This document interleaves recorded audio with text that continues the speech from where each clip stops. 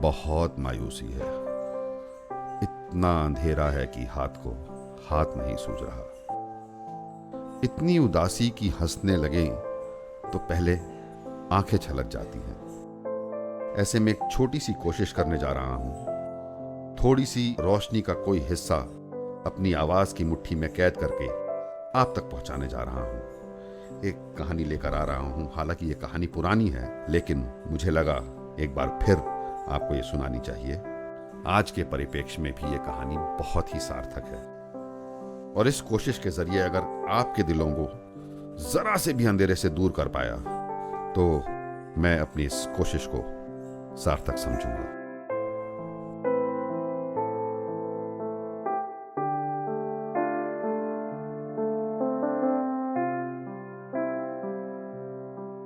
एक अंधेरे कमरे में 4 मोमबत्तियां जल रही थीं।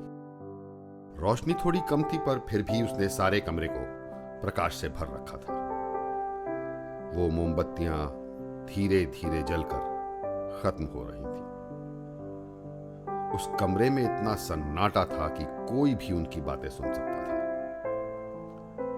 पहली ने बोलना शुरू किया और दूसरों से कहा, मैं शांति हूं, परंतु अब मनुष्य मेरे साथ नहीं रहता।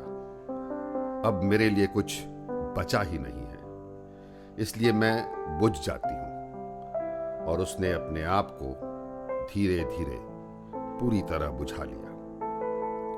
कुछ क्षणों बाद दूसरी मोमबत्ती बोली, मैं विश्वास हूं, परंतु दुर्भाग्यवश अब मेरी कोई जरूरत नहीं है। लोगों को मुझसे कोई काम नहीं है, और इसलिए मेरे लिए जलते रहने की कोई वजह नहीं है।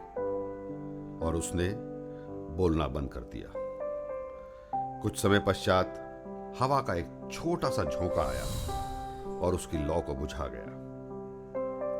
अत्यंत दुखी मन से तीसरी मोमबत्ती ने कहा, मैं प्यार हूं, लेकिन अब मुझ में और जलने की ताकत नहीं बची है। आदमी अब मेरा मोल नहीं करते, और वो अब मेरी महत्वता भी नहीं जानते। वो तो उनसे भी नफरत करते हैं जो उनसे प्यार करते हैं।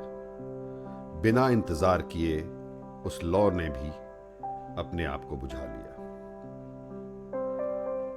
तभी अचानक उनको कुछ कदमों की आहट सुनाई दी। कोई दरवाजे की ओर आ रहा था। एक छोटा सा लड़का कमरे के अंदर दाखिल हुआ और उसने तीनों बुझी हुई मोमबत्तियों को देखा। वो उस थोड़े अंधकार से डर गया और बोला, ये तुम क्या कर रहे हो? तुम्हें जलते रहना है। मुझे अंधेरे से डर लगता है। और ये बोलकर वो जोर जोर से रोने लगा। तभी चौथी मोमबत्ती ने कहा, डरो नहीं और रो भी नहीं। जब तक मैं जल रही हूं, तब तक हम इन तीनों को फिर से जला सकते हैं। मैं आशा हूं। उस बच्चे की डबडबाती आंखों में मोती सी चमक आ गई। उसने आशा वाली मोमबत्ती को उठाया और तीनों मोमबत्तियों को फिर से जला दिया।